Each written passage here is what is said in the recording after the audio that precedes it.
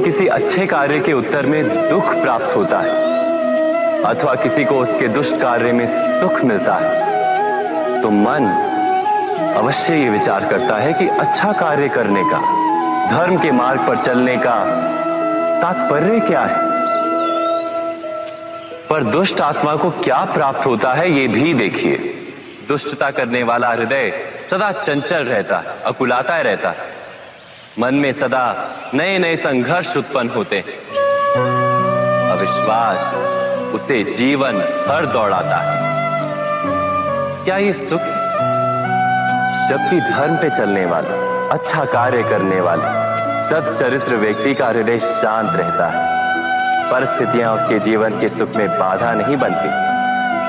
समाज में सम्मान और मन में संतोष रहता है सदा। अर्थात अच्छा बर्ताव भविष्य में किसी सुख का मार्ग नहीं। अच्छा बर्ताव स्वयं सुख अथवा बुरा बर्ताव भविष्य में किसी दुख का मार्ग नहीं। अधर्म उसी क्षण दुख उत्पन्न करता है। धर्म से सुख नहीं, धर्म स्वयं।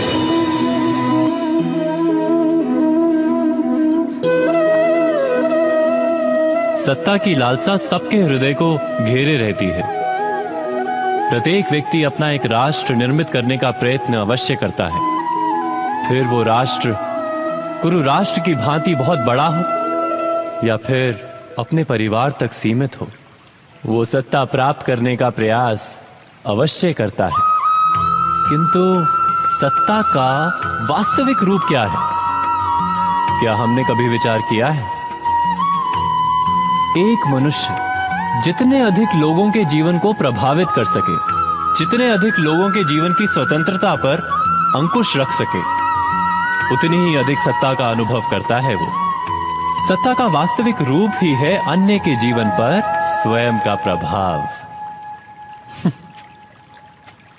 किंतु क्या वास्तविक प्रभाव प्रेम, दया, करुणा और धर्म से निर्मित नहीं होता? जब भी मनुष्य कठोरता और अधर्म से सत्ता प्राप्त करने का प्रयत्न करता है, तब वो दूसरों के हृदय में विरोध अथवा विद्रोह को जन्म देता है।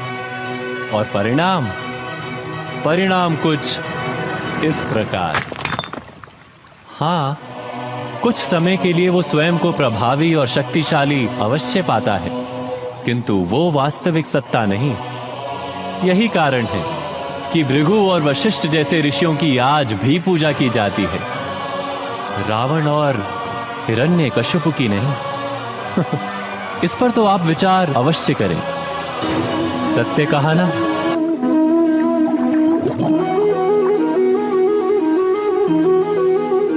इस संसार में आने वाला प्रत्येक बालक संपूर्णतः संस्कार रहित होता है। उसके अंतर पर ना किसी अच्छे संस्कार के चिन्ह अंकित होते हैं, ना ही बुरे संस्कार के। अर्थात जन्म से बालक में ना कोई गुण होता है और ना ही कोई दोष। तो ये दोष अथवा गुण किस प्रकार प्राप्त होते हैं? क्या हमने कभी विचार किया है? जो बात माता पिता के मुख से निरंतर सुनी जाती है, वही बात उनकी संतानों के हृदय का संस्कार बनती है। जैसे किसी गांव में नदी तट तक एक पगडंडी बन जाती है केवल उस मार्ग पर बार बार चलने के कारण। अर्थात माता पिता के हृदय की इच्छाएं उनकी संतानों के हृदय का दोष अथवा गुण बनकर जन्म लेती हैं। क्या ये सत्य नहीं?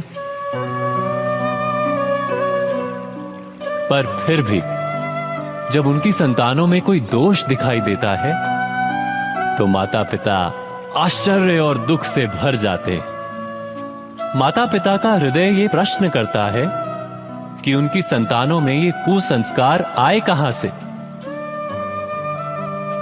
सत्य तो यही है कि माता पिता अपनी संतानों को अनजाने में ही कुसंस्कार के बीज दे देते हैं, जो उनके संतानों की हृदय भूमि पर कुसंस्कार का वृक्ष बनकर उगता है।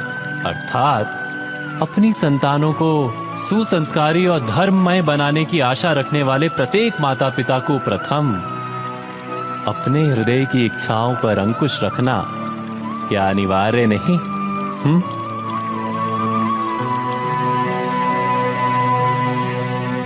प्रत्येक माता पिता इस पर विचार अवश्य कीजिएगा। जब भी किसी की आशा और इच्छा भंग होती है तो उसका हृदय क्रोध से भर जाता है। जिस व्यक्ति को वो अपना अपराधी समझता है उसे दंड देने का प्रयत्न करता है।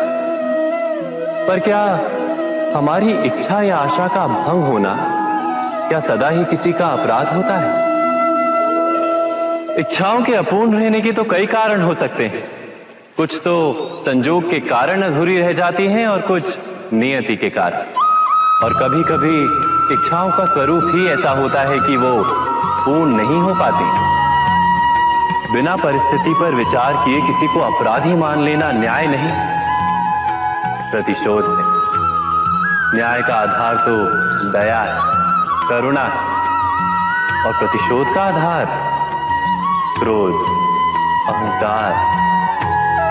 अर्थात हृदय में करुणा धारण किए बिना किसी के अपराध के विषय में विचार करना, किसी को दंड देना क्या अपने आप में ही अन्याय नहीं? स्वयं विचार कीजिए।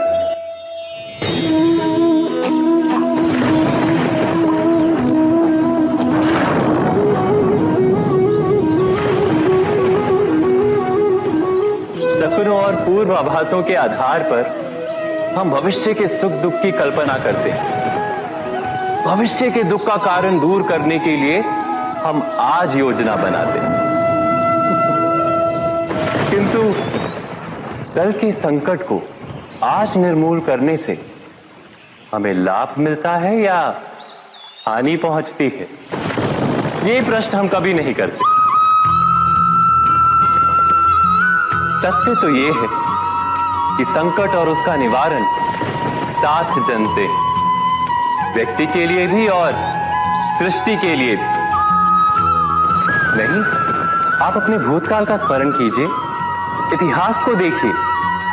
आप तुरंत ही ये जान पाएंगे कि जब जब संकट आता है तब तब उसका निवारण करने वाली शक्ति भी जन्म लेती है।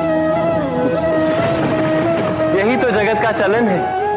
वस्तुतः संकट ही शक्ति के जन्म का कारण है। प्रत्येक व्यक्ति जब संकट से निकलता है तो एक पद आगे बढ़ा होता है, अधिक चमकता है, आत्मविश्वास से अधिक भरा होता है, न केवल अपने लिए अपितु विश्व के लिए भी।